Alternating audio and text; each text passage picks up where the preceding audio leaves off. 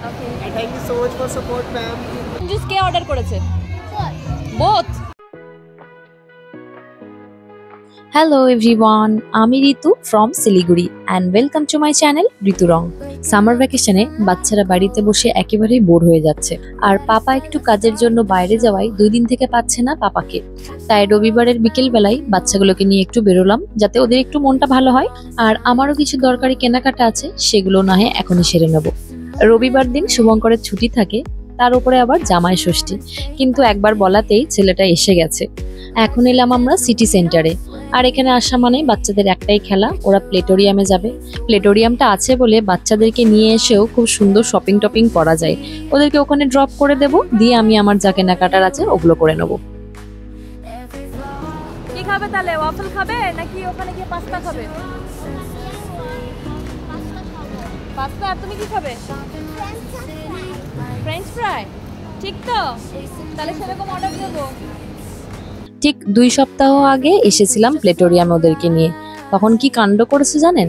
যথারীতি ওদেরকে ড্রপ করে দিয়ে আমরা শপিং টপিং করেছি, করে ওদেরকে নিতে গেছি।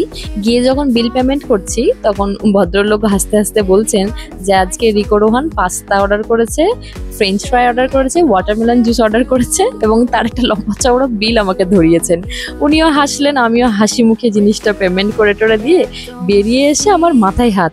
এইটুকুনি দুটো পুচকে ওরা নাকি অর্ডার করে খেতে শিখে গেছে। মানে ব্যাপারটা আমাদের কাছে একদমই আনএক্সপেক্টেড। আমরা ভাবিনি যে ছেলেগুলো নিজের থেকে অর্ডার করেও খেতে পারবে কোনোদিন এইভাবে। তাই আজকে আগে থেকে জিজ্ঞাসা করে নিলাম, তাহলে অর্ডারটা আমি দিয়ে তারপরে বেরিয়ে যাব। চলুন ওদেরকে এখন আমি ড্রপ করে দিই। আজকে সানডে বলে প্রচন্ড ভিড়, কারোর হয়তো একটা বার্থডে সেলিব্রেশনও হচ্ছে। বাচ্চাগুলোকে ছেড়ে দিয়েছি, আমি এবার যাচ্ছি একটু ফার্স্ট ক্রাই।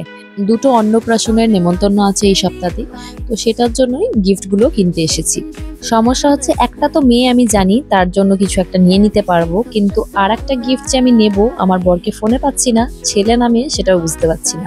শেষমেশ এই 2টো ব্লকসের ব্যাগ নিয়ে নিলাম। তো মোটামুটি ওই ড্রেস কিনতে গেলেও একই পড়ছে, তার থেকে এগুলো অনেকদিন খেলতে পারবে আর কি। এরপর ওখান থেকে বেরিয়ে এসে আমার প্ল্যান ছিল কিছু টুকটাক নিজের জন্য শপিং করব, কিন্তু হঠাৎ দেখা হয়ে গেল এই ছেলেটির সাথে। এরা কাজ করে একটা চ্যারিটি সংস্থার সাথে যেটার নাম স্মাইল ফাউন্ডেশন।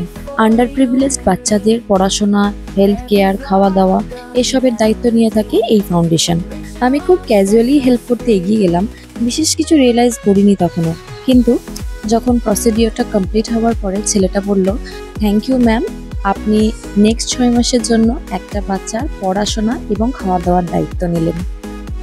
এই ফিলিংটা আমি সত্যি বলে বোঝাতে পারবো না।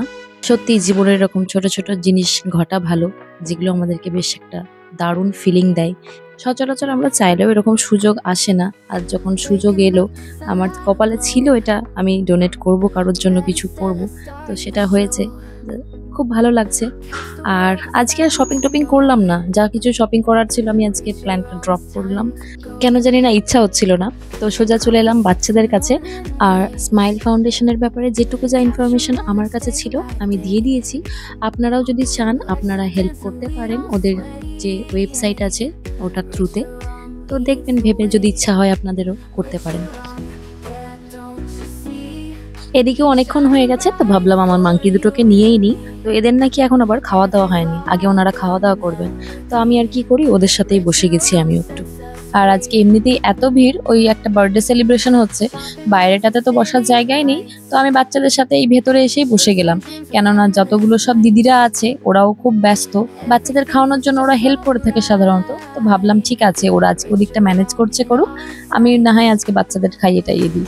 সন্ধে হয়েই এসেছে আর এমনি এমনি বসে থাকবো কেন, আমি ভাবলাম একটু চা আর একটু মোমো খেয়ে নিই আমিও। ওয়াটারমেলন জুস কে অর্ডার করেছে? বোথ। এই পাকাগুলোকে নিয়ে তো খুব জ্বালায় পড়েছি। দেখুন তো, যাতে না ওরা অর্ডার করে আমি সেই জন্য আগে থেকে অর্ডারটা দিয়ে গেলাম। আবার ওয়াটারমেলন জুস অর্ডার করেছে এর সাথে।